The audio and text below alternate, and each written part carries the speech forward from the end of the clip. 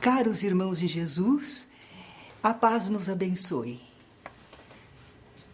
Vigiai e orai, para não cairdes em tentação. É Jesus fazendo uma recomendação para nós, o nosso Mestre, que nos ama e quer o nosso bem. Vigiar é olhar com medo ao redor, espiar, temeroso? Não, é estar alerta, atento. Observar cuidadosamente o que se passa ao nosso redor. Observar o quê? Em relação ao aspecto espiritual de nossa vida. Porque os procedimentos para nos cuidarmos neste mundo já são conhecidos nossos. Jesus é mestre espiritual, está falando das coisas da alma. Então, espiritualmente, do ponto de vista espiritual, nós vamos ter que estar atentos, observando a nossa própria vida, tudo, todos ao nosso redor, observando e analisando. Nós que somos espíritas temos um padrão de orientação, não é? À luz da doutrina espírita, o que isto significa? É útil? É bom? E também, naturalmente, o espiritismo revive o cristianismo. É à luz do conhecimento cristão. Pensamentos, sentimentos, palavras, atos, tudo em nós precisa de ter esta observação, esta atenção. E em relação aos outros também, sejam seres encarnados ou não. Pensamentos. Imagine estar atento aos nossos pensamentos. A gente pensa tanto, o nosso pensamento não cessa. Eu me recordo de uma poesia sempre de José Lanes, um trechinho que dizia assim, seria um louco falando, né? Mas está falando sobre pensamento. Homens de juízo, não entendeis? Repito, meu cérebro é moinho tenebroso, é moinho que gira sem cessar. Um vento lento e misterioso falo girar. E a roda gira, e de girar não cessa, sempre a moer o pensamento, trigo infinito. O pensamento não acaba, é um trigo infinito, não é? E nós, então, às vezes não temos a ideia de que o pensamento é vida. Quando estamos pensando ou sentindo, o que é isto que estou pensando? É bom? Convém insistir nesse pensamento? E este sentimento que aflorou, por que eu estou sentindo aversão por esta pessoa? Será que isto está correto? Como devo proceder? Vamos prestar atenção também em palavras. Se bem que quando forem palavras do semelhante, nós temos que dar um desconto, como daríamos para nós mesmos, não é? Não vamos fazer muita carga, mas você falou. As palavras às vezes nos escapam e não significam tanta coisa, não é? Prestemos atenção também nos atos, porque os nossos atos estão causando reações. Há pessoas que não percebem e acham assim, mas está todo mundo contra mim. E ela não percebe o que ela andou fazendo que causou tanta reação ao seu redor. Estejamos atentos a pensamentos, palavras e atos. Mas estamos atentos não é para conhecer e criticar. Não é para temer nem agredir. Nós temos que ter fé nas leis divinas, na lei de ação e reação que dá a cada criatura segundo suas obras. Estamos atentos, estamos observando, estamos entendendo, estamos conhecendo.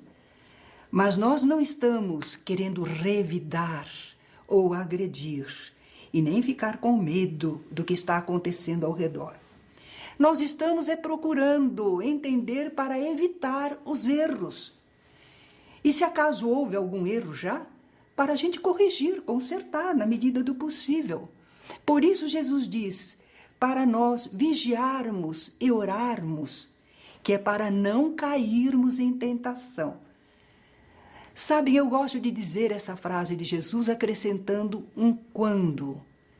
Vigiai e orai, para não cairdes quando em tentação. Por que eu pus esse quando? é porque a tentação vem mesmo. O que é tentação? Ela aflora de dentro de nós. Nada exterior nos tenta se nós não tivermos o apetite para aquilo, não é? Então, nós temos que estar atentos para que quando vier a tentação, que é um estímulo exterior, de qualquer natureza, é um estímulo, que nós saibamos não acompanhar aquele estímulo, dar uma resposta melhor. Tentação é inevitável aparecer na vida. Você nunca vai fugir das tentações. Elas surgem das mais variadas maneiras. Elas vêm de fora.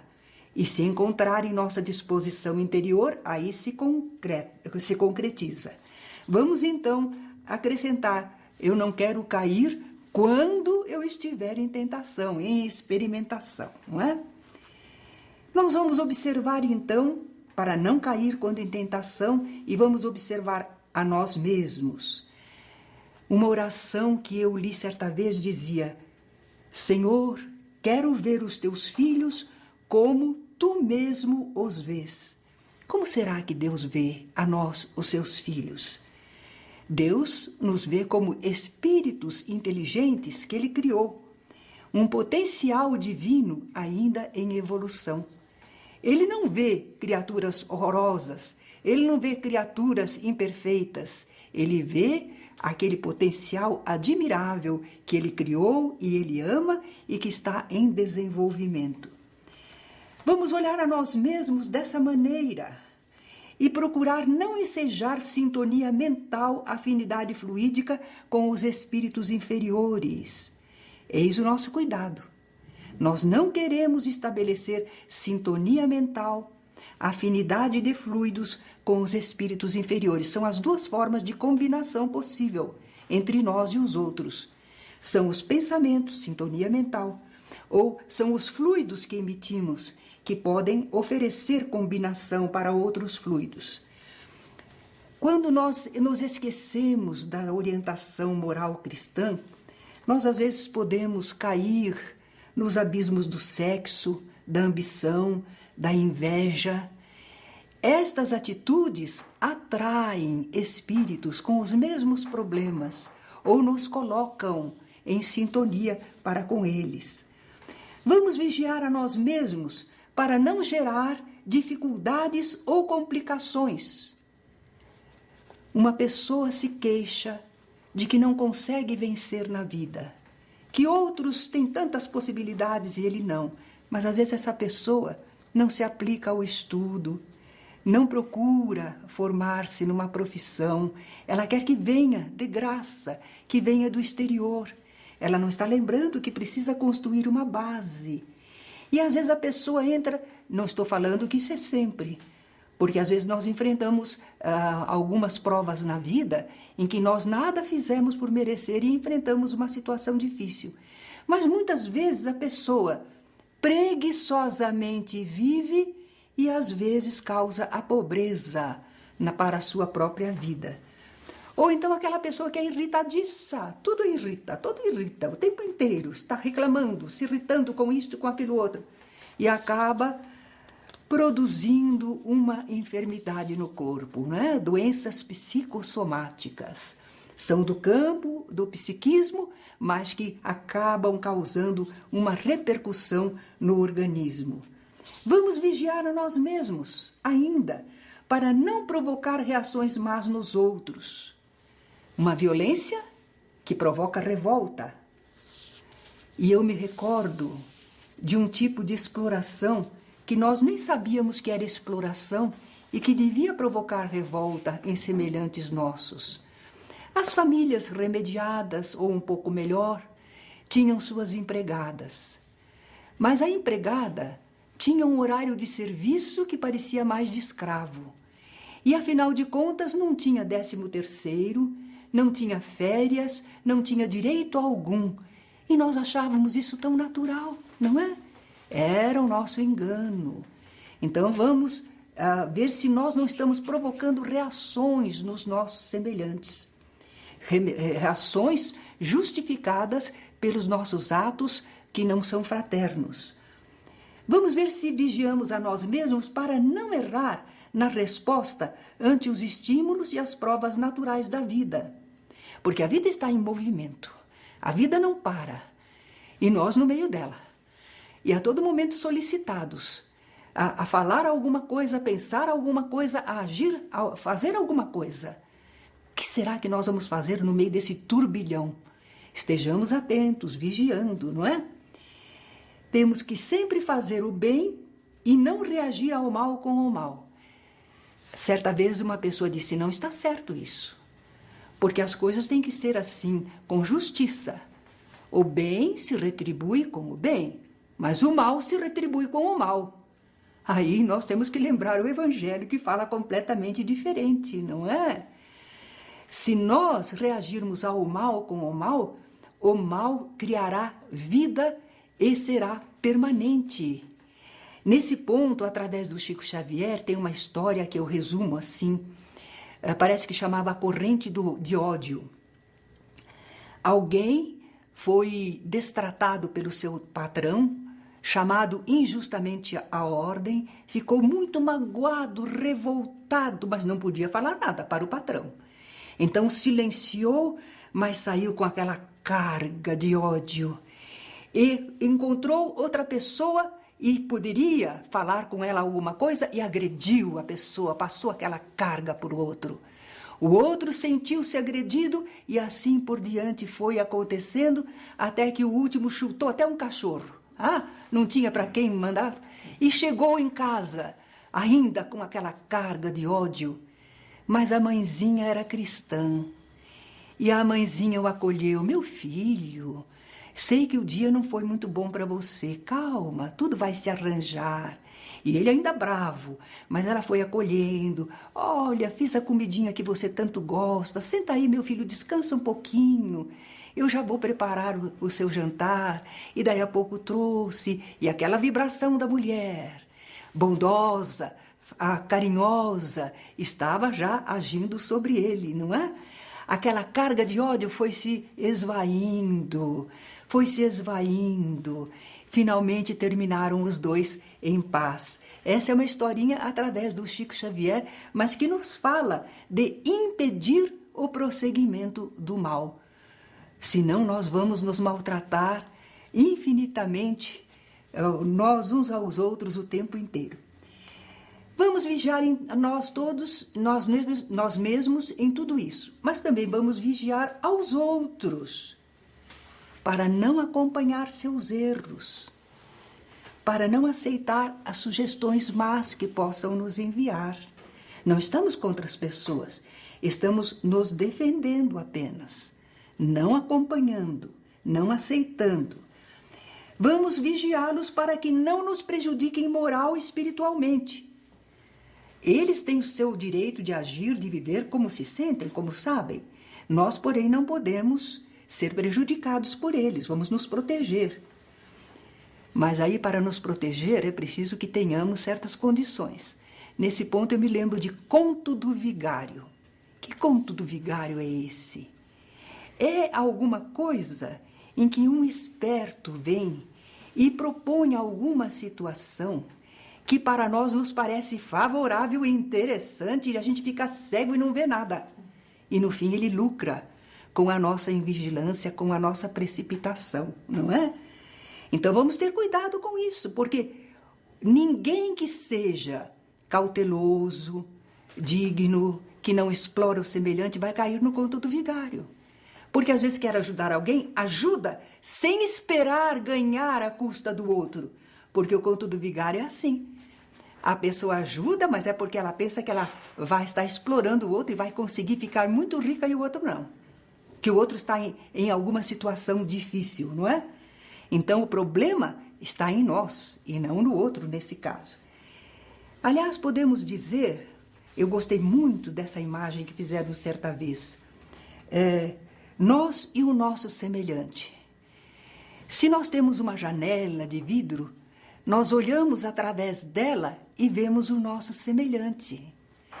Mas se tiver uma camadinha de prata, vira um espelho. E a gente olha, mas só vê a gente mesmo. Eis aí a visão egoísta, não é? O dinheiro, a prata, o interesse, às vezes nos impede de vermos o semelhante.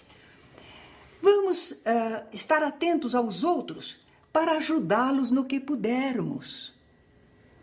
A vida, do ponto de vista cristão, não é cada um por si, Deus por todos, não. É uns pelos outros, fraternamente, não é? E vamos, então, estar atentos, vigiarmos a tudo com que estivermos relacionados, sempre, sempre para corrigir o erro, desenvolver e aperfeiçoar o que é certo. Vigiar. Convém falar um pouquinho de vícios. Vícios. O que é um vício? Por que o certo hábito a gente considera vício? Ele é bastante repetido, mas é um ato prejudicial. Algum prejuízo ele causa. E ele está desviando uma função do seu caminho correto. Um vício, ele custa energia, gasta recursos, consome tempo, mas não produz o bem e o progresso.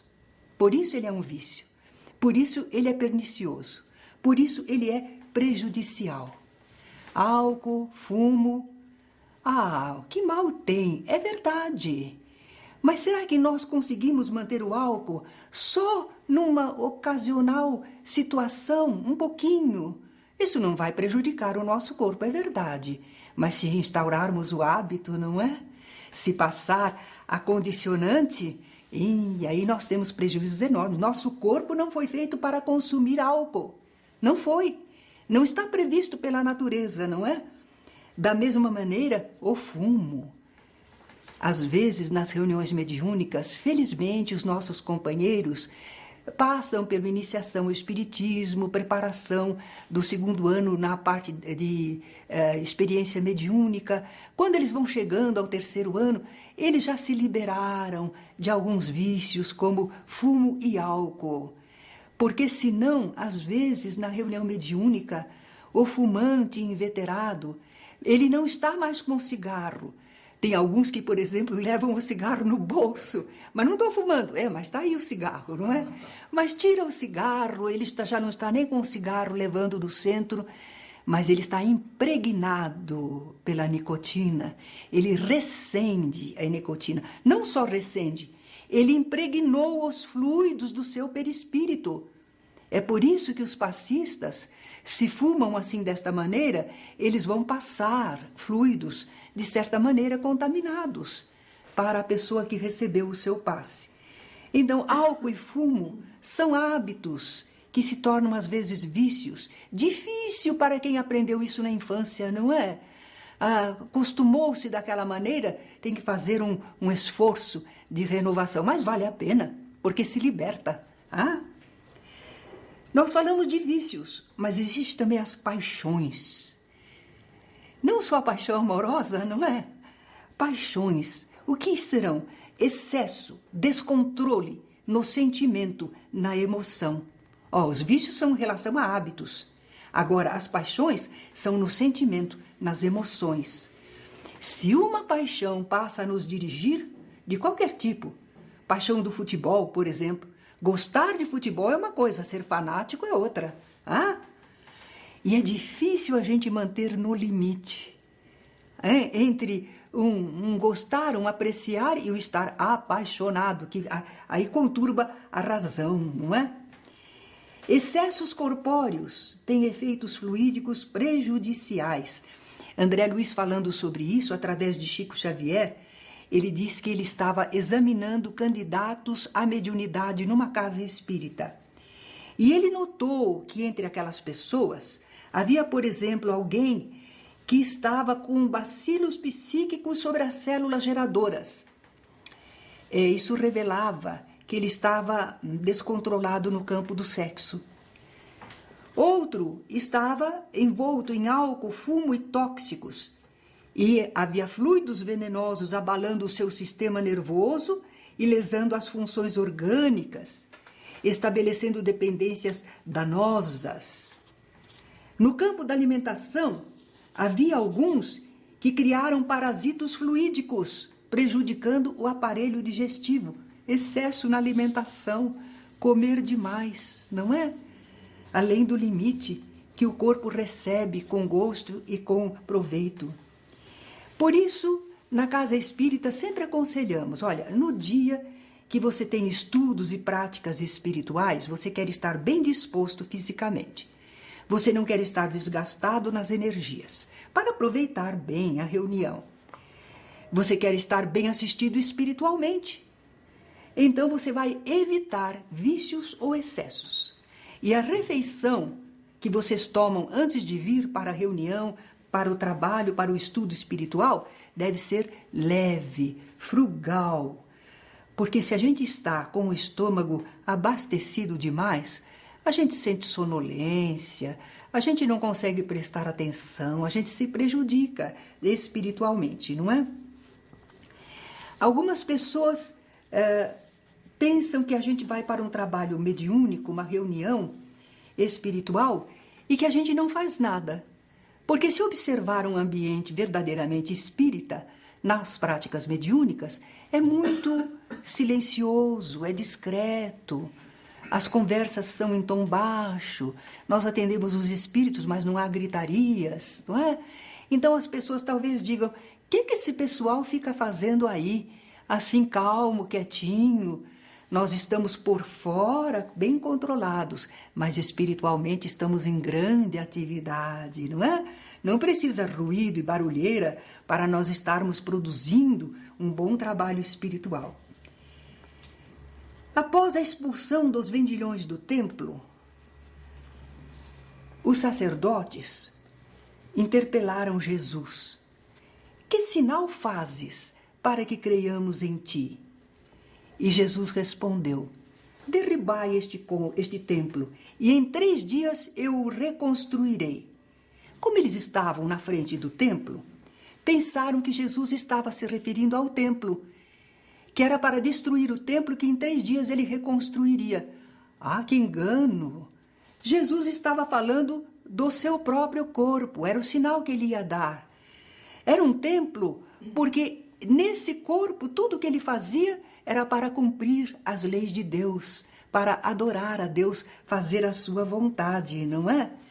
O nosso corpo também é um templo. Só o de Jesus que era? Não. Nós somos seres espirituais que encarnamos para uma finalidade prevista por Deus, para uma função. Então nós estamos aqui com o corpo que serve para a nossa comunicação com o próximo, com o plano material. E o uso que fazemos dele deve ser bem adequado, de acordo com o que Deus quer. Vamos evitar prejudicar esse corpo por desvios ou excessos. Nós estamos aprendendo com Jesus. Somos um espírito que no templo do corpo serve a Deus. E agora, finalmente, temos que falar das virtudes. O que será uma virtude? É uma disposição firme e constante para praticar o bem. É isso que é a virtude. É uma disposição firme e constante para a prática do bem. Se você é bondoso agora, daí a pouco você não é, não? Isso não é virtude. Ainda não é virtude. Se uma pessoa é bondosa sempre, isso é virtude. A virtude da bondade, não é? Mansuetude, humildade, honestidade, sinceridade, lealdade, perseverança, tudo isso são virtudes. A propósito, lá no Allan Kardec, no tempo da mocidade nossa, surgiu um debate porque a Julieta colocou uma pergunta. Qual é a mais necessária das virtudes, a indispensável das virtudes? E o pessoal, naturalmente, foi em caridade, primeiramente. Falaram uma porção, e ela quieta, esperando. Depois, no fim, ela disse, sabe qual é? É a perseverança. Porque se você não perseverar, nenhuma virtude dura. A perseverança em tudo que você fizer, não é? E nós não falamos ainda da fé, que a fé também é uma virtude. Só que a gente pergunta, o que é a fé, hein? É um dom. É um dom? Um dom que Deus concede? E por que ele não concede para todos? A gente está habituado a falar dom, né? Mas o que será que é a fé? Chegamos à conclusão que a fé é um saber espiritual. É um saber espiritual. Pedro, certa vez, estava no barquinho com os outros apóstolos e Jesus veio caminhando sobre as águas ao encontro deles. Primeiro eles tiveram medo, pensaram que era um fantasma. Jesus falou, sou eu. Então Pedro disse, Senhor, se és tu, manda que eu vá ter contigo por sobre as águas. E ele disse, vem. E Pedro caminhou sobre a água, confiante em Jesus. Mas não sei se o vento balançou as águas, ou não sei se Pedro começou a pensar, que é isso de andar sobre a água? Eu nunca andei. Ele desfocou o pensamento, ele desconcentrou e começou a afundar. Interrompeu o fenômeno. Ai, Senhor, salva-me! Jesus estendeu a mão e o segurou. Porque temeste, homem de pouca fé, não é? Pedro tinha pouca fé em que ele podia caminhar sobre as águas. Ele tinha muita fé em outras coisas. O que ele sabia espiritualmente, ele não duvidava. Mas no que ele ainda estava aprendendo, não é? Ele não confiava inteiramente. Por isso nós estamos aprendendo que é um conhecimento espiritual que a gente traz às vezes de outra encarnação e às vezes a gente consegue aqui e vai aumentando. Aumentar a fé é justamente cada vez entender mais, saber mais, viver mais, não é? Essa disposição para o bem, firme e constante, ela vai sendo desenvolvida. Então Vinícius nos diz assim, quem diz que tem paciência, diz perdi a paciência, não tem paciência, porque paciência não se perde. A virtude já é uma conquista. Mas no campo em que a gente ainda está aprendendo, a gente quer ser paciente, mas ainda não desenvolveu essa qualidade, essa virtude em nós, não é? Talvez que a gente pensando em virtude, a gente diga, quem sou eu, um pobre pecador? Não tenho merecimento algum. Por que falamos isso? Porque nós temos alguns pensamentos inferiores, alguns sentimentos que não são os melhores. Ora, nós somos espíritos em evolução, mas nós somos filhos de Deus. Não devemos nos menosprezar assim. Devemos estar atentos, vigiar, buscar não ser escravos das paixões, dos vícios, buscarmos cultivar as virtudes, mas não devemos nos menosprezar, não. Nós somos filhos de Deus, seres espirituais, não é? Toda vez que há resistência voluntária ao mal, existe virtude. Olha aí! Toda vez, eu tive um pensamento mal, mas eu não acompanhei, eu não fiz nada de mal, eu resisti, eu estou cultivando a virtude, existe virtude aí, não é? Quando já faz parte do nosso modo de ser, aí André Luiz vai dar uma definição bonita. Quando a gente já tem aquela virtude desenvolvida. Ele diz que a virtude não é uma voz que fala, mas um poder que irradia. Então, virtude não é aquilo que a gente diz para as pessoas, eu sou bondoso, viu? Não, se for bondoso, você não precisa falar, porque aquilo irradia de você. A pessoa reconhece que você, mesmo que ela não fale, se ela tem alguma animosidade contra você, mas ela sente aquilo que irradia de você, não é? Não é falar, é um poder que irradia, é uma conquista, uma vivência, não é? Encarnados ou não, os outros sentem se nós possuímos alguma virtude em algum campo. E isso nos dá autoridade moral. Porque às vezes na reunião, quando nós dizemos, você poderia ser um dialogador, existe o curso para conversar com os espíritos, alguns nos dizem, mas eu não tenho autoridade moral para isso. Como não tem autoridade moral? Diante de um espírito revoltado ou menos esclarecido, se você está ali desejoso de ajudar, de esclarecer, você está se doando, você tem autoridade moral relativamente a ele, porque ele ainda não deseja o bem, e você já está no serviço do bem. Então você tem toda a autoridade moral, porque a autoridade moral é em relação uns aos outros. Aqueles espíritos grandemente evoluídos, eles têm autoridade moral sobre todos nós. Mas nós, às vezes, temos autoridade uns sobre os outros, de acordo com as conquistas que apresentarmos nesse campo. Nós falamos que Jesus disse: vigiai e orai. Sabe que muita gente fala orai e vigiai? A gente encontra isso até em livros. A citação é errada, é vigiai e orai. Aliás, com nexo, porque primeiro você presta atenção, observa, examina. E depois que você viu a situação, ou problema, ou necessidade, é aí que você vai orar. Como é que você ora antes de saber o quê? Vigiai e orai. É oração. A oração, elevação do pensamento a Deus. Comunicação com o plano espiritual superior. Essa comunicação pode ser com palavras ou sem palavras. E não precisa de atitude especial nenhuma.